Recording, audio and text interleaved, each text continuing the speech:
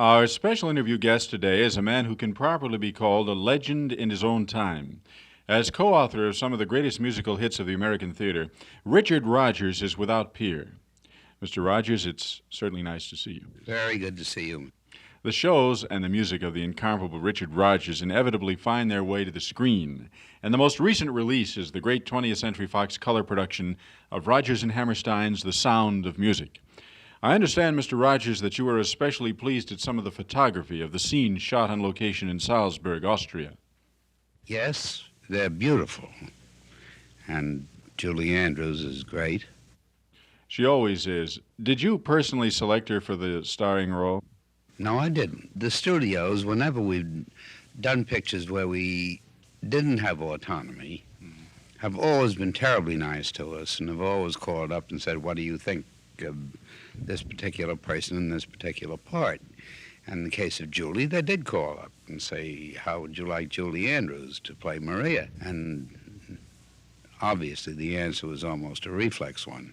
The music of Richard Rodgers, including all the wonderful melodies and the sound of music, has kept America singing for years. But usually you're just the composer and not the lyric writer. However, No Strings, you wrote both the words and music, didn't you? That's right.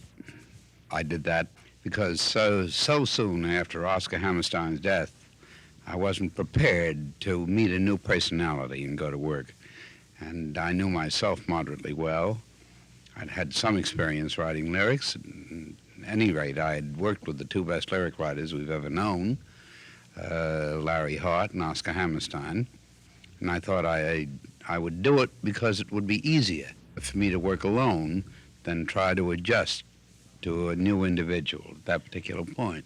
It seems that we're having a resurgence of fine musical films, and certainly The Sound of Music is a case in point. What is the reason, do you think? Does it have something to do with the times, or is it a cycle we're in?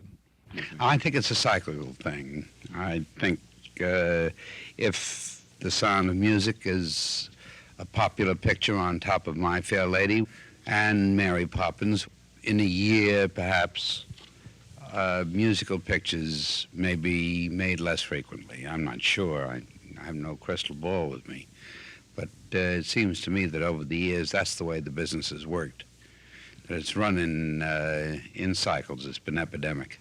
We know the music of Richard Rodgers is played and sung throughout the world, at least where we have copyright agreements.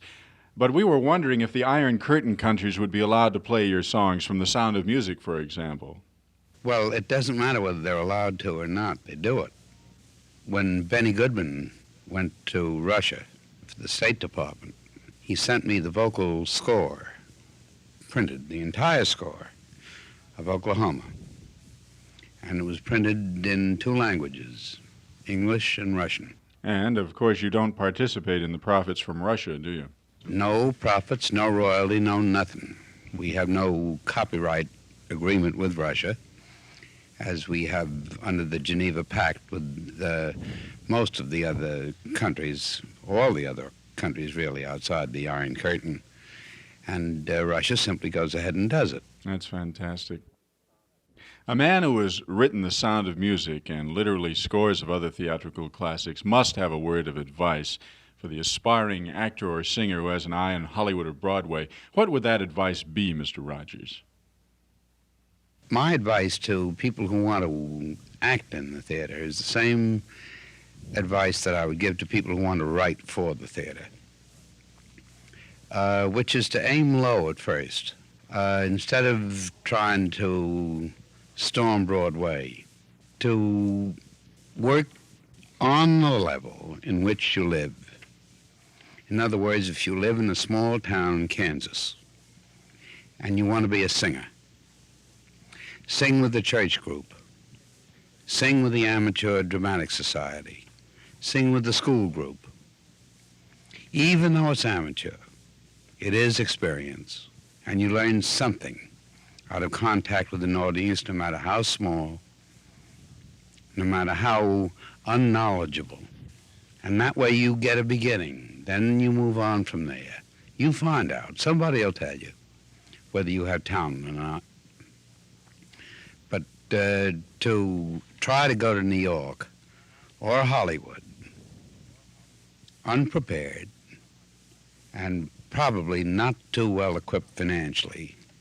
I think it's a dangerous thing to do and doesn't often even pay off. Sage advice from the master, one of whose masterpieces is now on the screen in the beautiful new 20th Century Fox production of Rodgers and Hammerstein's The Sound of Music, starring Julie Andrews and Christopher Plummer. Richard Rodgers, we've been honored indeed having you as our guest today, and I want to thank you for taking the time off from your busy schedule to chat with us. It's been a great pleasure for me, and I'm very grateful to you.